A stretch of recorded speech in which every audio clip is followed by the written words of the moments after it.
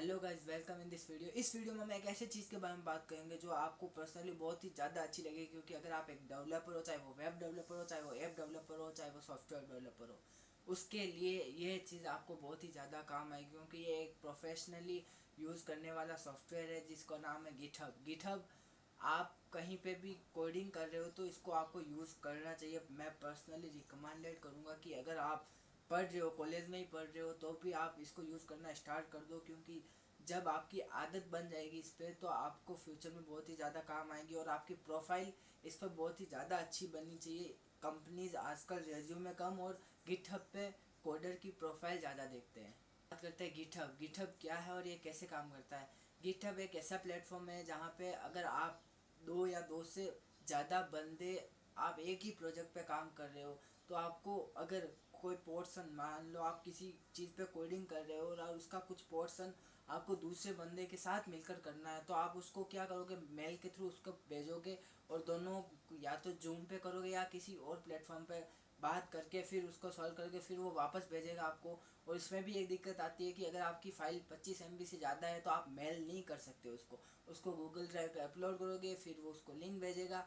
ऐसे करके बहुत ही ज़्यादा दिमाग ख़राब होता है। इसीलिए एक ऐसा प्लेटफॉर्म भी बना है जहाँ पे आप दो या दो से ज़्यादा कितने भी लोग एक प्रोजेक्ट पे काम कर रहे हो, तो आपको सिंपली अपना कोड गिटहब पे पुश करना है। वहाँ पे वो बंदा क्लोन कर लेगा उस कोड को और उसको अपडेट कर मॉडिफाई करेगा, वापस पुश कर देगा, तो फिर आपको वो कोड वहाँ पे मिल जाएगा।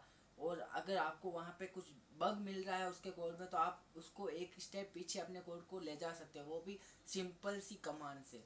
तो इस काम के लिए हमें गिटहब की बहुत ही ज़्यादा रिक्वायरमेंट थी।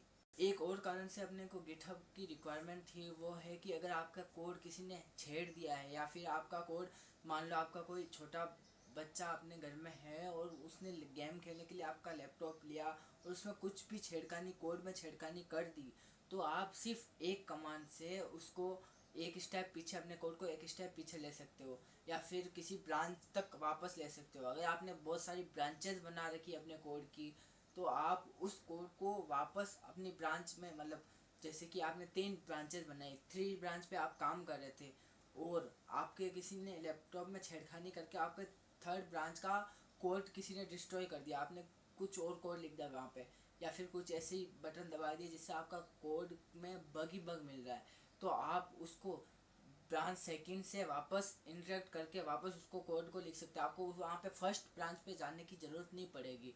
इसके लिए भी अपन गिटहब का यूज़ लेते हैं। अब गिटहब को यूज़ कैसे करते हैं, इसकी फुल वीडियो तो आपको आई बटन पे मिल जाएगी, लेकिन मैं आपको मोटा मोटी बता देता हूँ कि आपको जिस पीसी में आप कोड करना चाहते हो उस पीडी में आपको सबसे पहले गिट सॉफ्टवेयर इंस्टॉल करना पड़ेगा। उस सॉफ्टवेयर से आपको, मतलब कुछ कमांड से आपको अपना यूज़र नेम और ईमेल आईडी उसमें डालनी पड़ेगी। उसके बाद आप सिंपली कमांड से उसको अपने कोड से कनेक्ट करते हैं। सिंपली पुश कमांड से आप उस पूरे कोड को गिटहब पे पुश कर सकते हो और वहीं पे दूसरा बंदा जिसको कोड चाहिए वो सिंपली उसको क्लोन करेगा और क्लोन से उसके पास वो सारा का सारा कोड उसके पास आ जाएगा।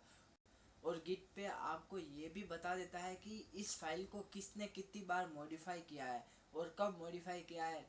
ये टाइम के हिसाब से आपको मॉडिफिकेशन बता देता है।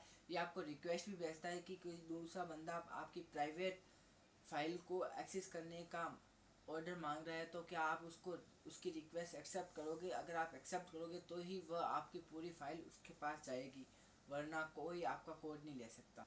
तो बस इतना ही इस वीडियो में, बाकी का अपन आगे कवर करते रहेंगे और जो भी कुछ नया मिलेगा आपको इस पर ज़रूर मिलेगा। Thank you for watching this video.